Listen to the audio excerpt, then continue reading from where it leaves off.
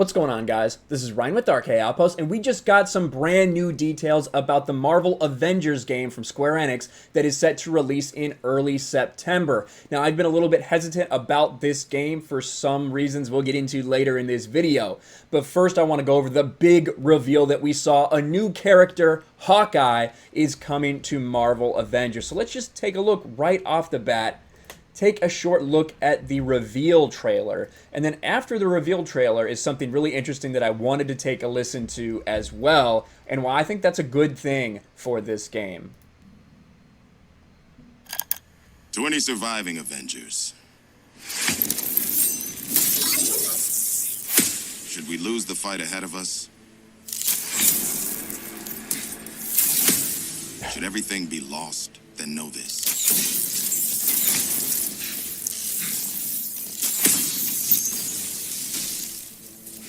Just in that little bit, you can kind of see probably have a pretty good idea of how Hawkeye is going to play in this game. Quick firing, different types of arrows, very nimble and agile. The key to saving our future lies in the past.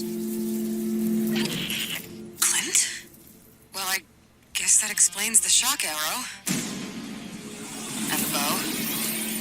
And the sea of emotions. Of course, it sounds like that was Black Widow talking to him, of course, but let's see here at the end. After that reveal, we get to see that Hawkeye is going to be a playable character in Marvel Avengers. What do we see? You asked for him, and we're thrilled to bring him to you.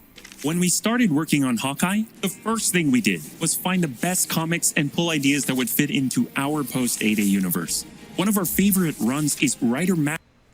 That, I think, is an awesome thing to hear. When we realized we wanted to bring Hawkeye into this, we started going back and looking at the source material and pulling out things that would best fit the story that we want to tell.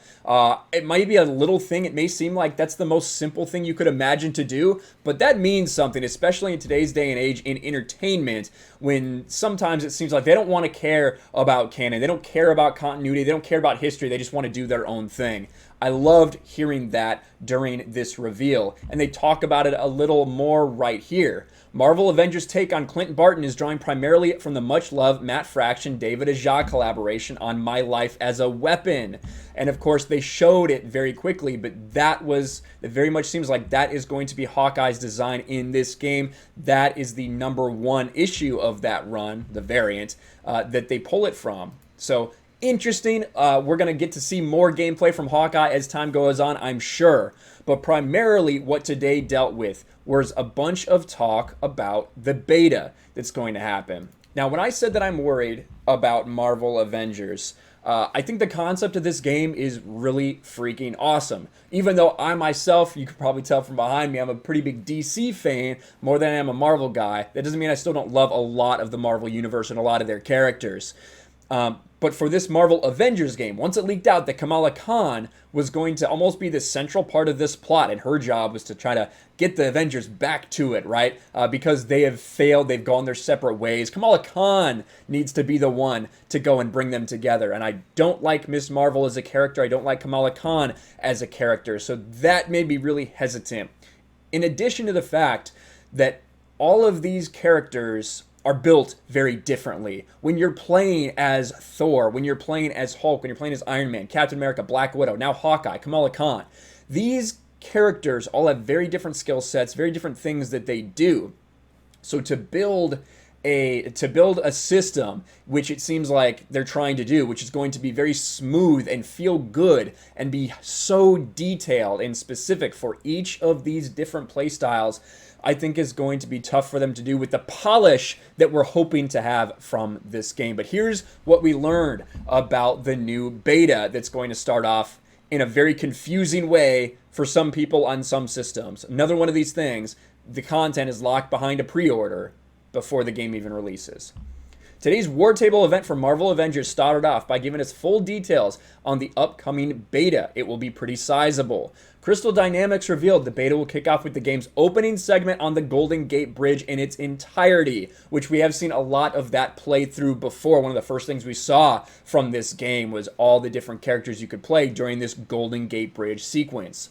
But then things will open up and allow players to take on co-op war zones. The idea of co-op in this game, I think, could be really fun, especially if you have a good buddy to play with. Drop zone missions and harm rooms. And you'll be able to play as 4 different heroes after you finish the single-player opening portion. The beta features 25 minutes of gameplay, and once you finish single player, you have access to Black Widow, Hulk, Miss Marvel, and Iron Man. But that's not all. You also get access to the Helicarrier and Jarvis, and the latter will be a focal point of a story mission. So they did show a little bit of this story mission involving Hulk and Miss Marvel, where they're basically going to find Jarvis. Now, what exactly means, I guess that is yet to be seen by that, but an interesting part, we all know who Jarvis is, but Hulk and Miss Marvel are going to team up on a mission for that.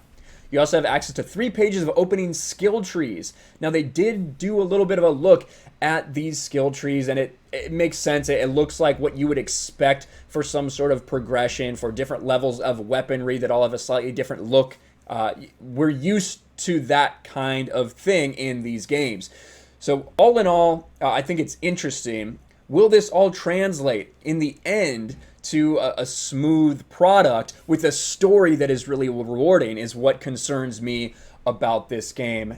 You see some of the details for what these things mean as far as these war zones and things like that. The harm challenge rooms will test players' skill as waves of enemies come to take down Avengers. In the beta, there are 3 of those rooms to play for. And when it comes to the war zones, there will be 5 in the beta and 5 drop zones as well. The war zones can last anywhere between 10 minutes and 2 hours. So you're talking 5 war zones and 5 smaller war zones, the drop zones. That's a lot of content. Now, the beta release is an interesting thing. On August 7th, if you pre-ordered it on PlayStation, you get access to the beta. And then on August 14th, for Xbox and PC, you get the pre-order beta. And then on August 21st, open beta for all platforms. So it is a little bit confusing as far as the beta release, who gets access to what and when. But hopefully it will all go smoothly and we'll get the best that we can out of this beta. Now, if I'm going to get this game, I don't know. I am not sure yet. I'm damn sure not going to pre-order it. So I guess I will have to wait an extra 14 days in order to play the beta for the game. I'm not interested in a pre-order for this because I am worried about the story.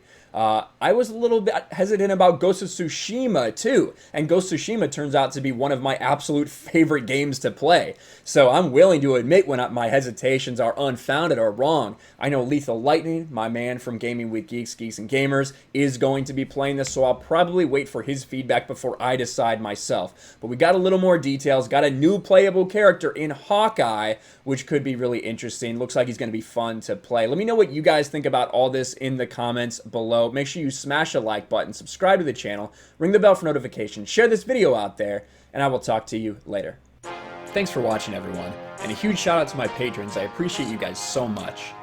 Want to follow me on Twitter or Instagram? Check out the description below. You'll find links to my P.O. box and my Patreon as well. And I'll talk to you guys later.